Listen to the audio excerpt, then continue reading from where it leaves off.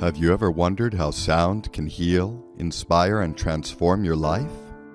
What if the vibrations around you could unlock your true potential and guide you to a deeper sense of harmony?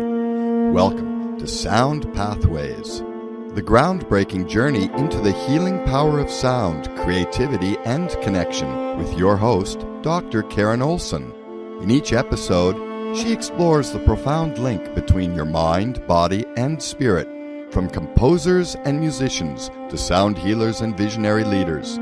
She'll dive into captivating conversations that reveal how sound shapes your reality, heals our wounds, and helps us manifest our dreams. And guess what?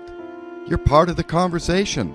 So call in and ask questions and experience personalized sound healing live. And let your sound be your guide to the life you've always dreamed of. Hello, welcome. I'm Dr. Karen Olson, and welcome to Sound Pathways. I am so thrilled to share this time with Syreeta Thompson today. And here we are, where every note is a heartbeat and every story a song of transformation. Today we are sounding Love, the Trumpet Lady. It's about our voice, dreams, courage, service, and spreading love. Syreeta is a celebrated trumpeter, a recording artist, an educator, and a clinician.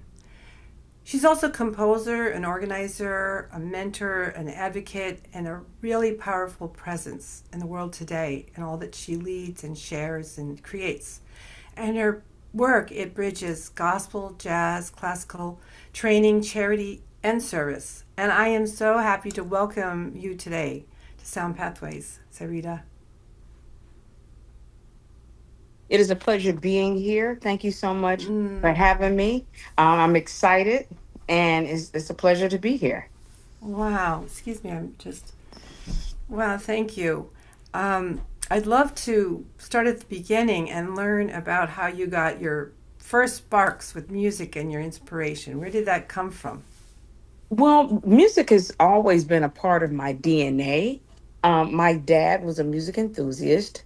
My mom is a music enthusiast still, even to this day.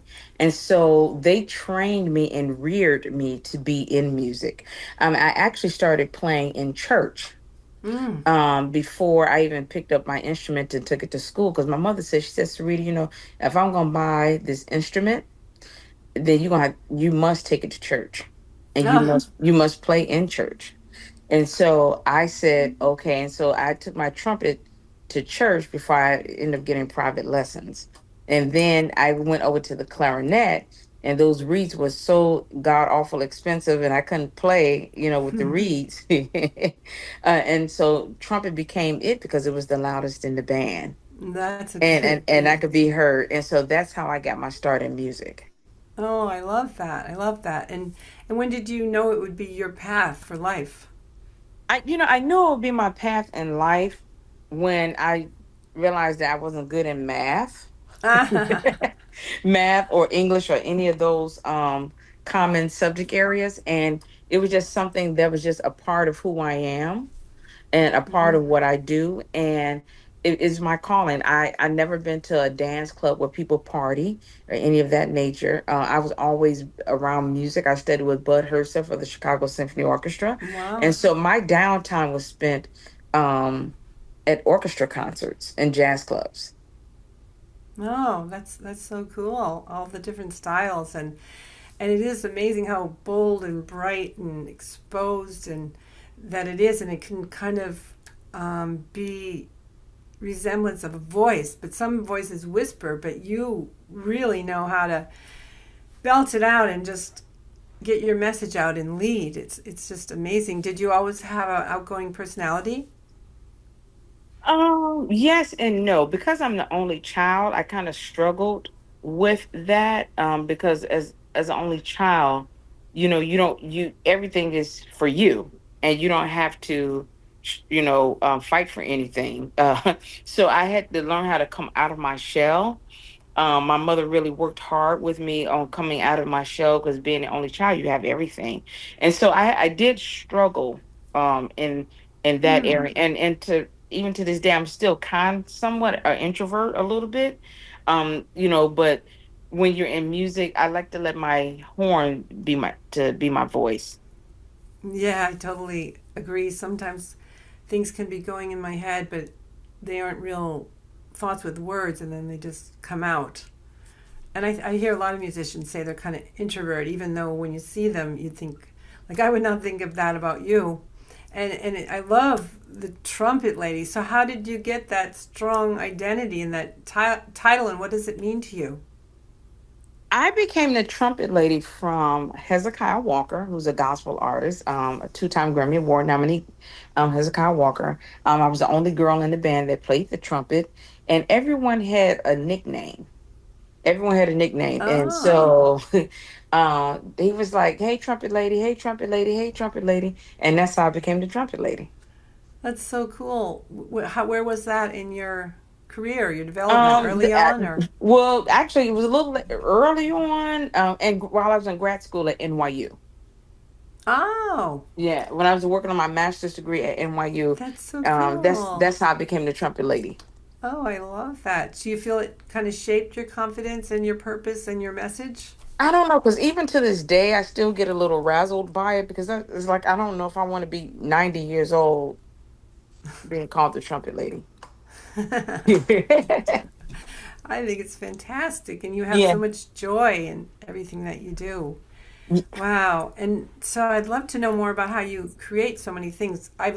Oh, I hope we have enough time because I want to learn how you create your music, but also how you create so much about how you bring people together and raise everyone up and raise money and people and kids. And just when have this show, I like to think of the people listening, including myself, and the whole topic of dreams and creativity, because I think if we all can tap into our creativity and just vision our dreams, that's how they can really happen. But it's also a practical thing. So, what could Hmm. you share with us that would help us move further in our dreams? Well, I believe that having your dream and building your dream is about consistency. Mm, And you have to be consistent, because I believe that there are going to be a lot of ups and downs. And most of the time, a lot of downs more than ups. But when you mm, stay consistency and also know how to diversify within that, um, it you'll start to see every step is still a step in the right direction. I And love that. so you have to be consistent, um, all at all times, and the messaging has to be consistent in Yeah, who you're you are amazing. and what you do. It Hmm. has to the consistency of who you are, what you do has to be consistent, and it has to align to your who you are truly and what you stand for. I love that. And you really do that. Could you help us with a few examples for people that don't know all your amazing work? So yeah, so currently, I have a couple of things. I have a an amazing partnership with the Grammy Museum, and where I Mm. support Grammy Camp New York, and I support students to go attend Grammy Camp New York to understand what music industry education is about. I have a partnership with New York University Children's Hassonfield Hospital, Oh, wow. pediatric, in a pediatric where we create content for children that are in palliative and critical care. Wow. And What then, what yeah, kind of music? well, it has wellness content. What we have wellness content, audio and visuals, and then through Wow. my nonprofit, Lady Trumpet Inc., we'll be looking at expanding and scaling to provide music, art, creative arts therapy sessions for those children that are in palliative and critical care. Wow. So that's my philanthropic side, and then I also through my nonprofit organization, every year I choose a school to support to help provide musical instruments for them, Wow. and or to repair instruments and to provide um, music supplies for them, so that that way they can have for the upcoming school year. Wow. What are some of the schools you've supported?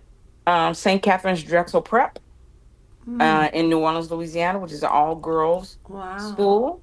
LaGuardia School of the Arts, Cicely Tyson School of Fine Performing and Fine Arts. Wow. Those are our two top three. This year, we're supporting Cicely Tyson, the actress Cicely Tyson, her school that is located in New Jersey, supporting them, making sure that they have supplies like rosin and reeds and all those kind of Wow. things and mouthpieces for the upcoming school year. So, That's and I do beautiful. that event every year at Lincoln Center for the Lincoln Restaurant here on the campus of Lincoln Center for the Performing Arts, as well as supporting Grammy Camp New York. And what other place would you want to exude the arts opposed to at Lincoln Center? Yeah. That's exciting, and I'm planning to be there. It's amazing all the people and things you bring together. And so can you share you have amazing albums, just maybe one of your tracks, or just how you process how the information comes in and how you organize it and Yeah, how it happens. yeah, my music process is I really like and love arranging and rearranging songs. Like I have an Ah. album coming out August 14th entitled Legacy in Motion. What I Hmm. do, I rearrange Drive My Car by the Beatles, Yeah. and I'm playing the piano. Most people don't know that I play the piano.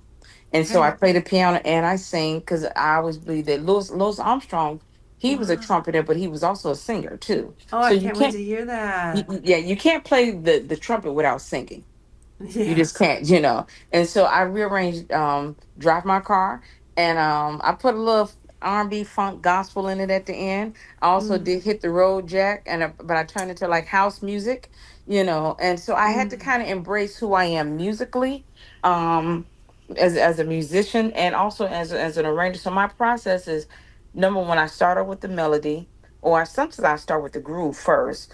And I started with the groove, then I try to figure out how can I put the melody on top, and then what changes can I make to it. But then I have to step away from it, and then I come back to it. Wow. So So how my does it yeah? takes me about, I would say, sometimes three. Sometimes a song can just flow right there on the spot, and then sometimes it may take me 3 months to get it right. Sometimes 6 months, and then sometimes I take the song and I put it aside and I send it to somebody else, another fellow musician, to add to it and to add their flavor to, and then I normally have to step away from it so that way I can listen with fresh ears. Wow. Do you have any particular studios you like to work in? I work out of my own studio. I have my own recording studio. Wow. I use Logic Pro X and also Pro Tools. That's fantastic. You're so talented. Thank you. Well, I have a Wow. master's degree from NYU in jazz composition and arranging. I studied with Frank Foster of the Count Great. Basie Orchestra, and I also have a bachelor's degree from Rutgers University in Oh, New that's Brunswick. really great. Mhm. Wow, I didn't even see that in your bio.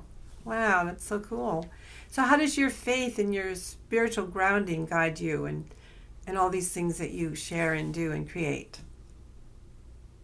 Well, faith is a part of who I am. I grew up um, in a very conservative Christian home. So I am a Christian believer. I believe in God. He is the source of my strength. He is who I am when I get down. He is who carries me. It is through him that I am who I am. I often, believe it or not, I start playing in churches before I start playing in jazz clubs.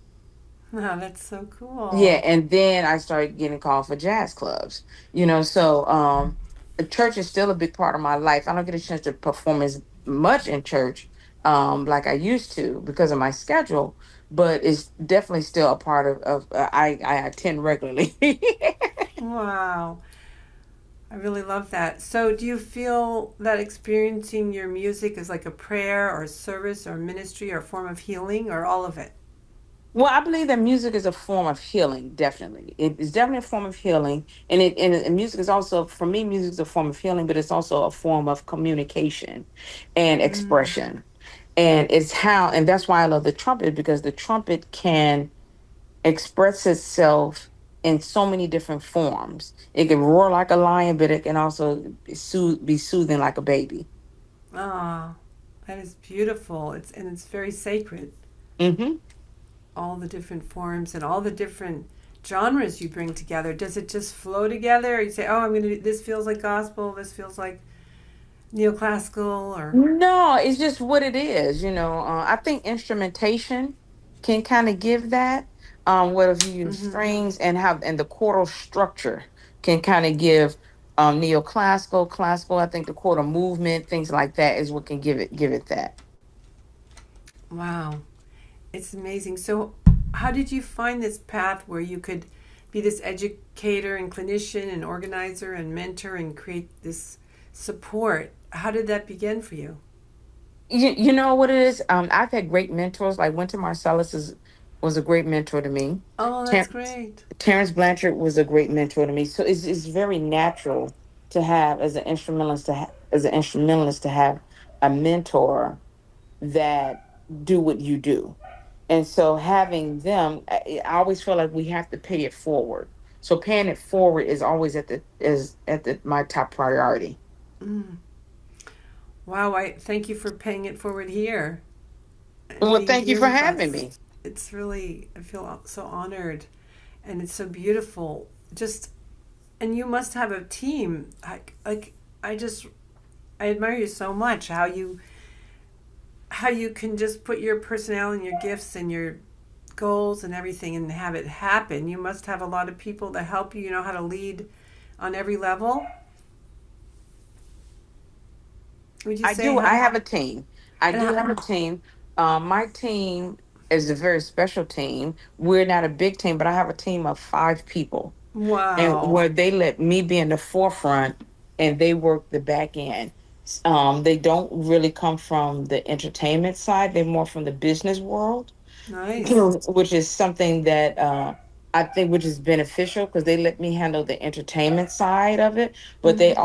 we also have a lot of strategy meetings, Wow, strategy, and but also because I'm a heart person, HEART, and I believe in community. And so in our meetings, we talk strategy, we talk what's the best way to do things, and with also implementing and not straying away from who I am.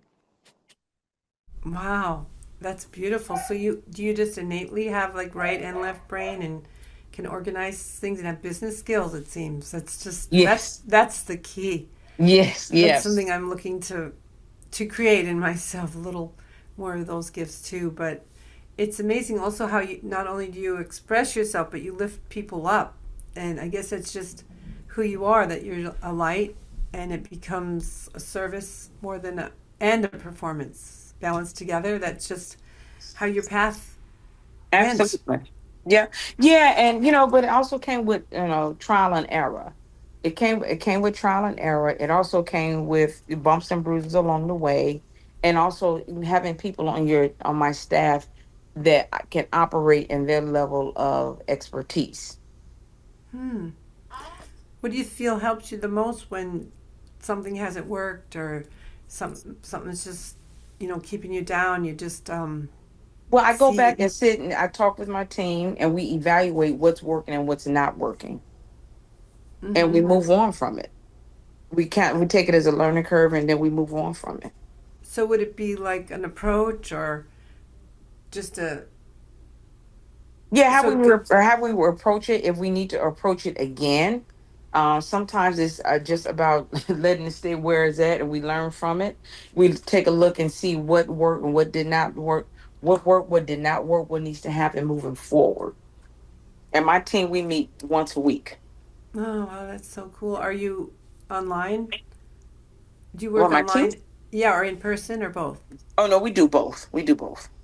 Oh, that's so cool. So sometimes it's a shift of one note or just breathing in another way or a deep breath or an honest creative step, and then we can make a shift and reconnect with our inner voice and whatever we've forgotten about ourselves, I think. And that does help in a community, and it's beautiful to have met you that way through our groups, and everybody's doing their own thing and supporting each other, and that's what life is really about. It's amazing. So your Blow Your Horn work Absolutely. shines a light on women and music and performance. So what do you hope for changes for women instrumentalists and creators and leaders? Well, I hope for women in change and female creators that we receive more commercial access and more commercial visibility. I feel like that it's a very narrow window when it comes to female musicians, and I think that I would like to see us female musicians not be typecast and always have to play with in an all female band and to get any type of visibility. Mm-hmm. I would like to see us shine a little bit more, and also too, I would like to see female musicians not take on the responsibility of saying, "Whoa, it's me," but let the craftsmanship speak on who they are. That's so beautiful. And do you think some people wait for permission to be heard rather than just, you know, giving it out there, belting it out, and knowing that it will be heard? Well, I think sometimes female musicians lay in the negative more than the positive. Hmm. They focus more on why am I not being heard opposed to